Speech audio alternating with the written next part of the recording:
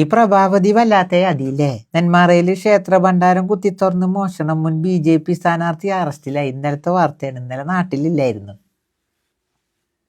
കുറുമ്പി പ്രഭാവതിയാണ് പിടിയിലായത്. ശശികല ടീച്ചർ ഉറങ്ങിയ മറ്റും പറയണ പോലെ ഇങ്ങനെയൊക്കെ പറയണതുകൊണ്ട് ഹിന്ദു ഉണരണ്ടേ?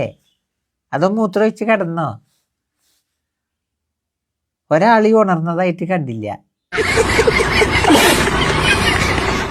ഇതിപ്പോ പ്രതിനെ കിട്ടിയതുകൊണ്ടാണ്. ഇല്ലെങ്കിൽ എന്തൊക്കെ പ്രശ്നം ഉണ്ടാക്കുന്ന ഞങ്ങള്. അപ്പൊ അതിന് മറ്റേ അത് അങ്ങോട്ടാക്കി ഇങ്ങോട്ടാക്കി. ഇതെന്ത് പിന്നെ സ്ഥാനാർത്ഥിയായപ്പോ സാമ്പത്തിക പ്രയാസം വന്നോ? ഈ വിഷയത്തിൽ ശശികല ഇന്റർവ്യൂ ആയിട്ടൊന്നും വരൂല കേട്ടോ. നിങ്ങളൊരു കാര്യം ശ്രദ്ധിച്ചിരിക്കണം, പല ക്ഷേത്രങ്ങളും ഹിന്ദു സഹോദരങ്ങളോട് പറയുന്നത്, പല ക്ഷേത്രങ്ങളും കുത്തിത്തുറന്നതിലെ പ്രതികളങ്ങൾ ശ്രദ്ധിച്ചിട്ടുണ്ടോ? ഈ കോലത്തിലുള്ള ആൾക്കാരെ കാരം പശുവിൻ്റെ ഇറച്ചി കൊണ്ടുപോയിടുക, അതേപോലെ തന്നെ തീട്ടം വാരി എറിയുക, ഇതൊക്കെ ഇങ്ങനത്തെ പണി മുഴുവെടുക്കും. ശരിക്കും ആരിൽ നിന്നാണ് ക്ഷേത്രങ്ങളെ സംരക്ഷിക്കേണ്ടത്? ഇങ്ങനത്തെ ആൾക്കാരിൽ നിന്നല്ലേ? ഇപ്പം എൻ്റെ നാട്ടിൽ പണ്ടൊരു സംഭവം ഉണ്ടായി. വില്ലൂത്ത് ക്ഷേത്രം, പഴയ പുരാതനമായ ക്ഷേത്രം.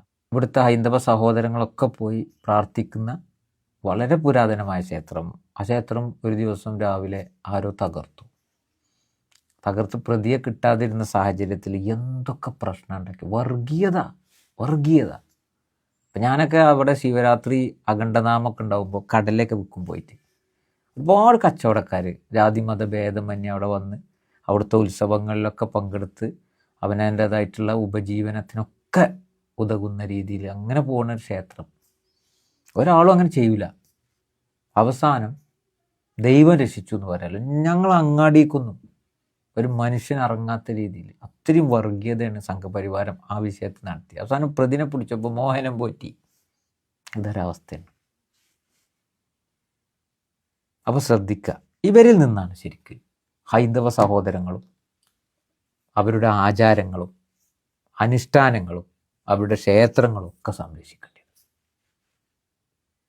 അവരെങ്ങനെ കടന്നു കയറിയോ അവിടെ വർഗീയത, ക്ഷേത്രത്തിലെ ഭണ്ഡാരം പോയിട്ട് ക്ഷേത്രത്തിന് വരുന്ന വരുമാനാകട്ടെ, ഇങ്ങനെ തുടങ്ങി എന്തിലൊക്കെ ഇവർക്ക് എന്തൊക്കെ ചെയ്യാൻ പറ്റും.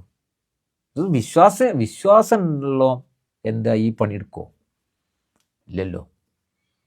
ഒരു ഭയം ഉണ്ടാവില്ലേ? ഭയഭക്തി, അതാണല്ലോ ഏറ്റവും കൂടുതൽ ഉണ്ടാകേണ്ടത്. അത് ഇല്ലാത്തതുകൊണ്ടാണല്ലോ ഇപ്പോൾ ഈ കോലം കുത്തി തുറക്കുന്നത്.